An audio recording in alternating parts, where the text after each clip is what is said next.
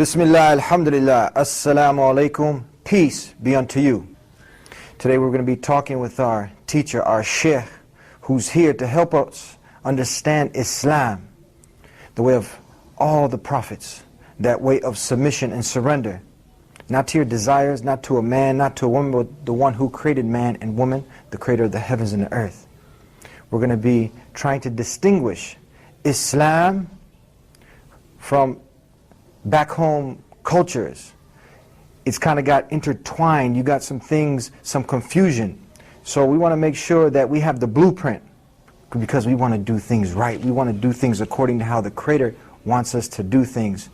We don't want to follow our desires and get even more confused. So to help unravel the confusion, when we come back, Sheikh Tawfiq Chaudhry here on the Deen Show. Be right back.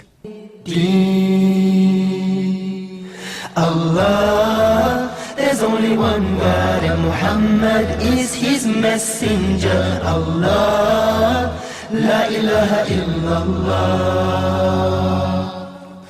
Allah, there's only one God and Jesus was his messenger. Allah, la ilaha illallah. I don't know why I did that. Maybe it's just to break the ice.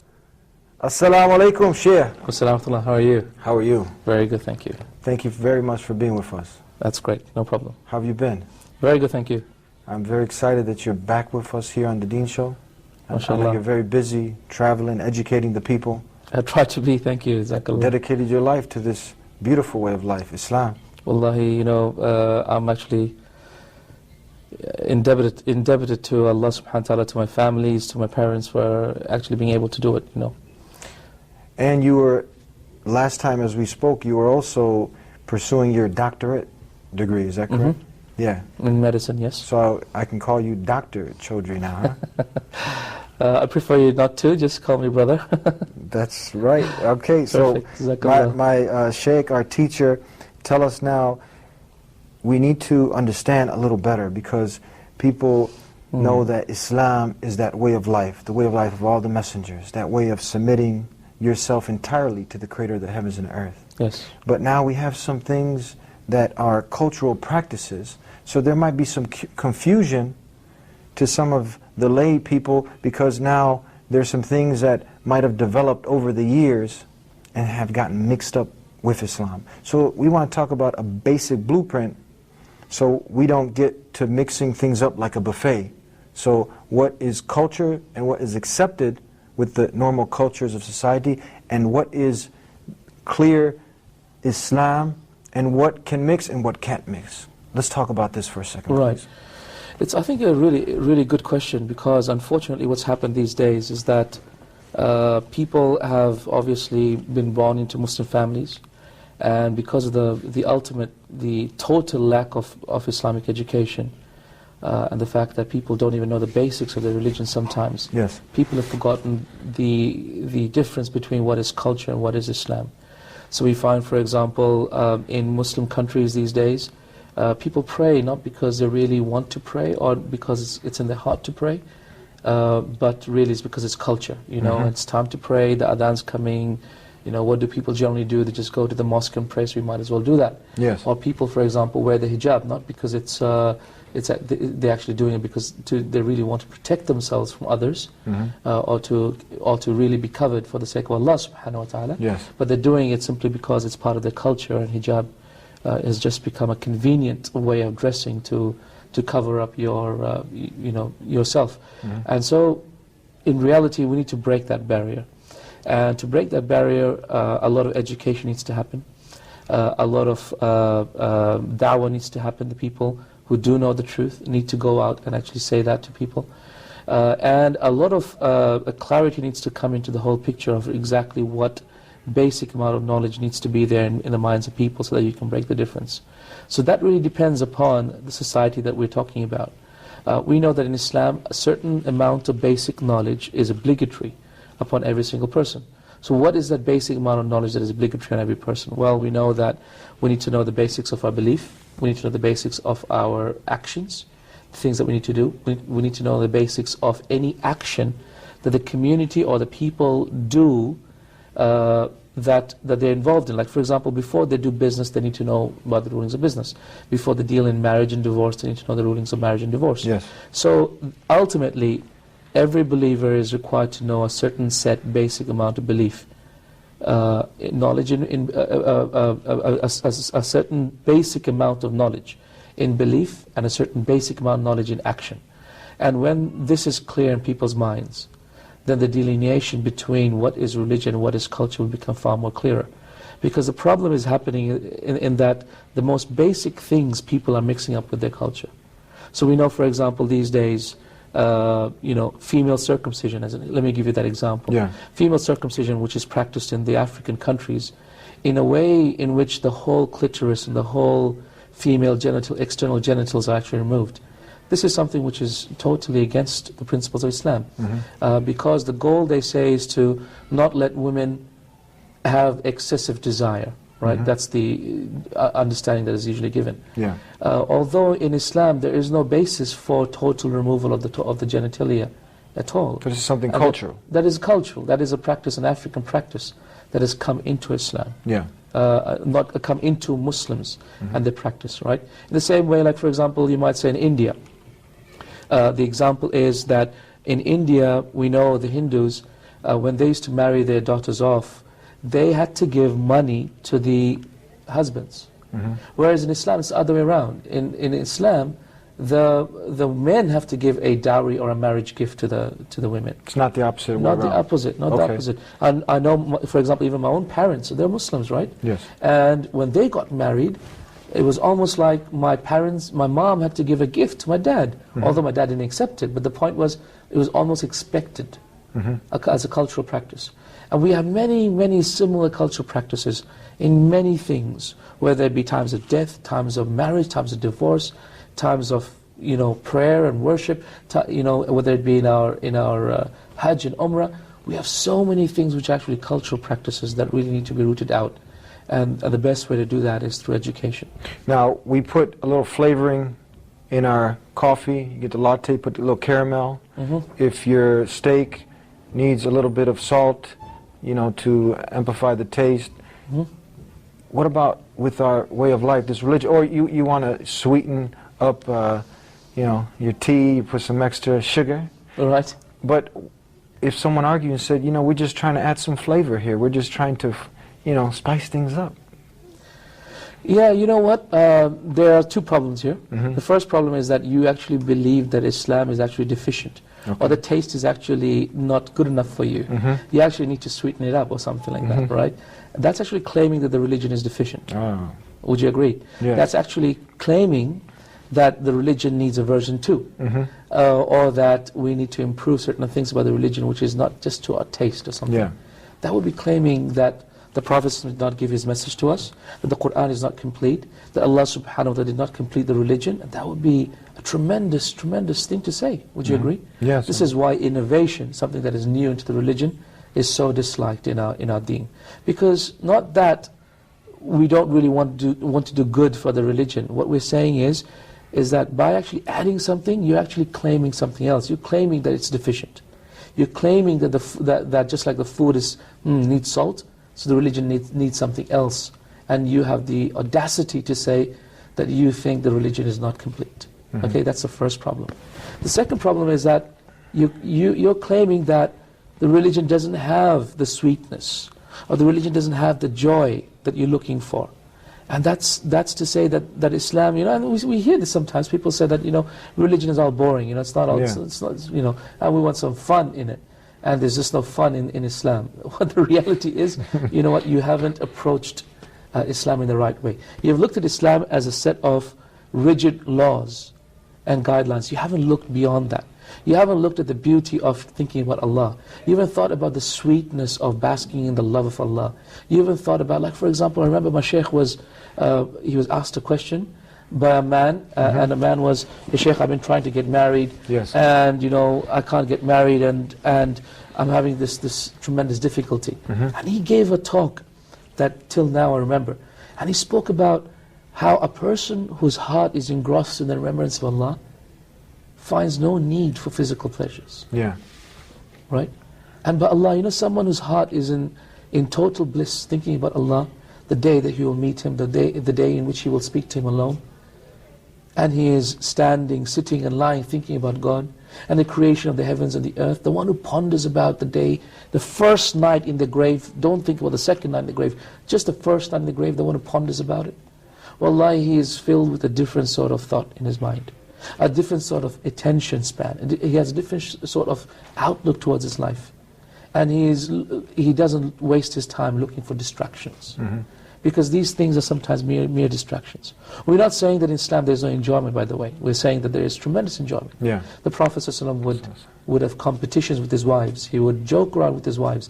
In one of the narrations we hear that the Prophet ﷺ was sitting with one of his legs in the house of one of his wives, another leg in the house of another wife.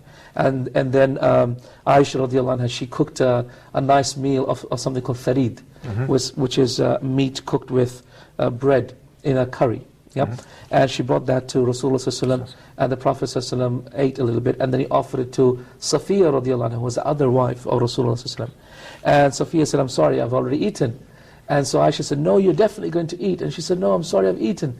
And so Aisha took the food like this, a little bit of food, and then she threw it at Safiya and landed on her nose. And it's true, it's an authentic hadith, by the way. And so what do you think the Prophet ﷺ did? And he also took some food and he threw it at Aisha. They're having fun. They're having fun. No, don't have a big food fight. What we're saying is just harmless fun. Harmless fun. Yes.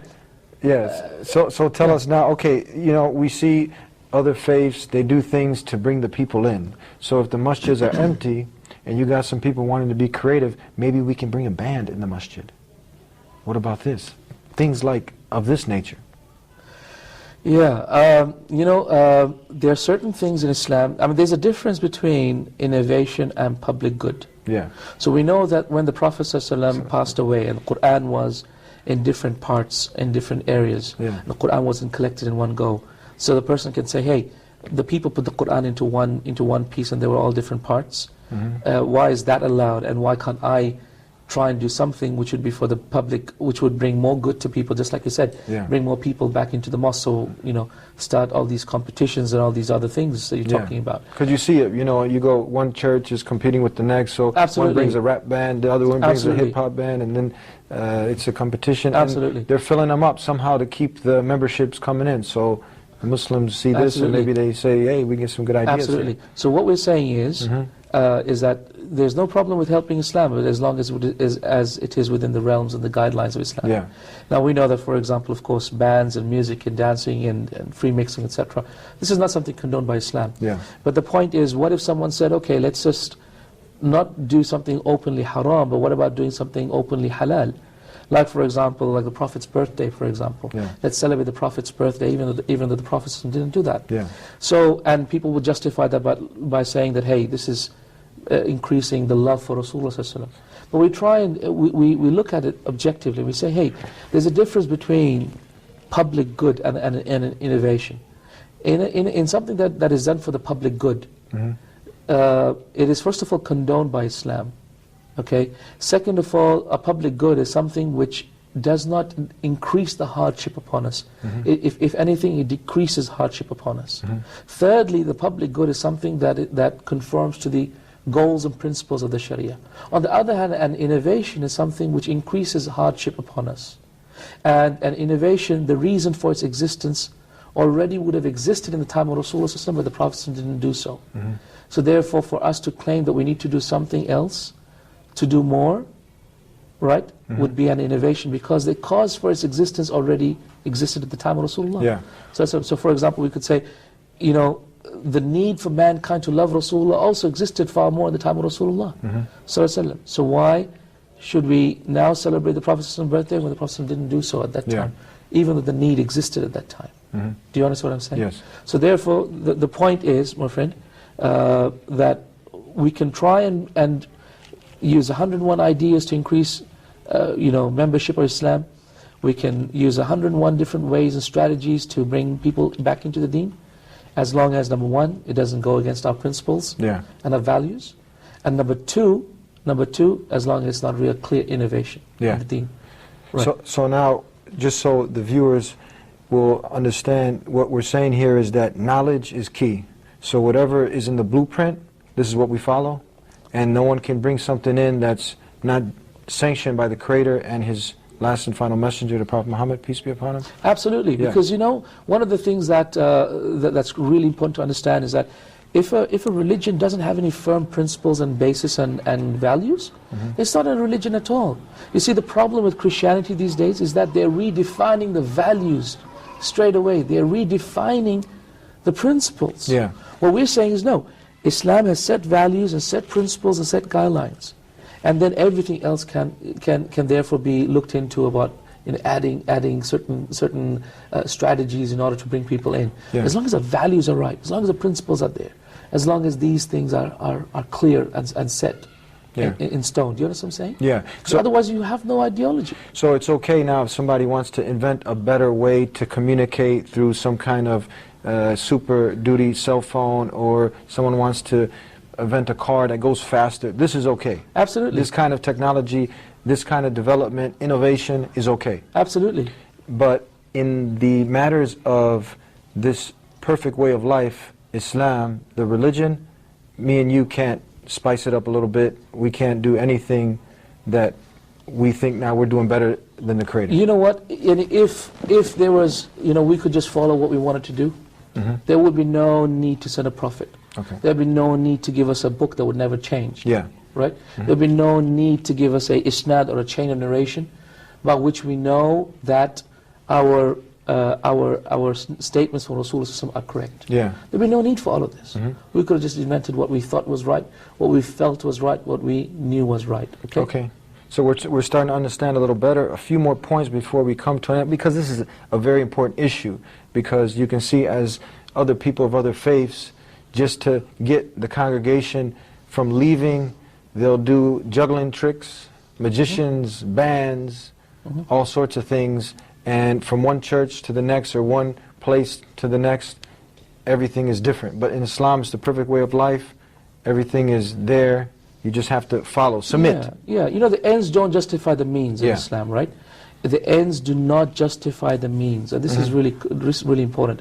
In Christianity and all these other things we're seeing these days, sometimes they're saying, hey, the ends will justify the means. Yeah. And they don't even think about the values that they're losing out because of this, the principles that they're overlooking because of this. You know what I'm saying? No, these are values and principles that are set in stone. It's not only important to just get there, it's important how we get there as well. Gotcha. So some closing comments and suggestions for those who sincerely want to follow this way of life, how it has been ordained by the Creator of the heavens and earth. And they don't want to get into things that have been added by man. Give some advice to that sincere individual, those individuals, please. I think my sincere advice to those people who really want to follow the truth would be to realize that Islam is evidence-based. Okay? In medicine, when we practice medicine, before we come to a patient and we want to give them the right medicine, we don't just say, hey, you know what, it's great to just give them any medicine, but rather we give them the medicine that is evidence-based, that is evidence behind it. We've trialed it on hundreds of patients and we know it to work. Vast majority of the time, 95%, 99% of the time. So we know this is right, for example. So for example, you just have a common cold. We're not going to give you antibiotics because vast majority of common cold, 60% of the time, it's viruses. Right? You understand what I'm saying? Yeah. So in the same way, Islam is evidence-based. The Prophet ﷺ kept on focusing on that. Allah says in the Quran, "In ja'akum ya ayyuhalladhina amanu," or you believe, if a untrustworthy person comes to you with information, then verify it. We know in Islam, for example, we don't just accept any hadith, any narration. We accept a hadith that is authentic because it has a chain of narration back to Rasulullah. So what I'm saying is, Islam is about knowledge. The first word revealed to Rasulullah ﷺ was Iqra, read. The Quran comes from the word qara'a, to read. So and the greatest miracle of the Prophet ﷺ was a book that is meant to be read. Yeah. So our deen is about knowledge. It's about evidence-based. And our practice is evidence-based. We don't just practice anything. We practice based on the evidence of the Quran and from the authentic sunnah that has been proven directly to be authentic and from the Prophet ﷺ. What can give us more satisfaction than that? Yeah. Knowing that we are following something that is evidence-based. In the same way, when we help patients, we know it's evidence-based. We have certainty in our heart that, you know what, we're doing the best thing we can for the patient. And the same way we should be with the religion. How can we follow a book? How can we follow a ruling that we don't know the evidence for? Right? And this is my advice to people. Whenever you do things, do it evidence-based. Thank you very much. May God Almighty, the Creator, Allah, reward you for being with us. Brother Eddie, the pleasure is all mine. I hope you got to benefit. I surely did. This is something that's very simple. If it's sanctioned by the Creator of the heavens and the earth, if there's a basis for it, the last and final messenger sent to mankind, the Prophet Muhammad, he explained it to us, he taught it to us in matters of deen, religion, then we do it, we submit to it. Otherwise, we don't need it. And with that said, we'll see you next time here on the Deen Show. Assalamu alaikum, peace be unto you. أعوذ بالله من الشيطان الرجيم بسم الله الرحمن الرحيم وآية لهم الأرض الميتة أحييناها وأخرجنا منها حبا فمنه يأكلون وجعلنا فيها جنات من نخيل وأعناب وفجرنا فيها من العيون ليأكلوا من ثمره وما عملته أيديهم أفلا يشكرون سبحان الذي خلق الأزواج كلها مما تنبت الأرض ومن أنفسهم ومما لا يعلمون وآية لهم الليل نسلخ منه النهار فإذا هم مظلمون والشمس تجري لمستقر لها ذلك تقدير العزيز العليم والقمر قدرناه منازل حتى عاد كالعرجون القديم لا الشمس ينبغي لها أن تدرك القمر ولا الليل سابق النهار وكل في فلك يسبحون. The DVDs for dawah, as Allah has said in the Quran in Surah Nahl 16:125, Udu ila sabili rabbika bil hikmati, invite all to the way of your Lord with wisdom, beautiful preaching, and reason with them in ways that are best. And this is a great opportunity for you to take up the obligation, take up the call as Allah has told you to do, and share this beautiful message with the world, Islam, submission to the one God. Come and see what everyone's talking about. If you find one contradiction, it can't be from God. But the rational idea, the rational explanation is, you do your best. Give up worshiping God as one. I will never give up spreading this message. I hope that you take that necessary step. You don't know if you're going to live till tomorrow.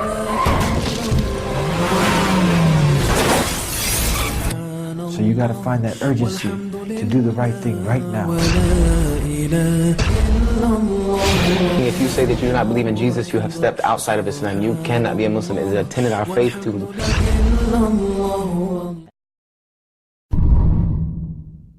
It's cold, it's late, everybody's sleeping. I arise and ask Allah to forgive me.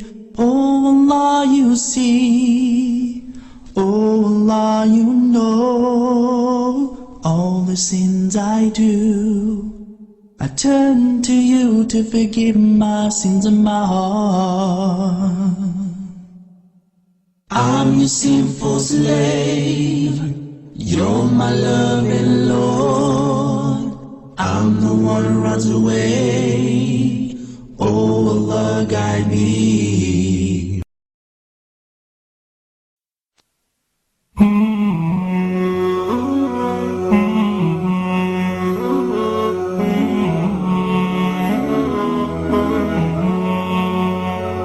Allah.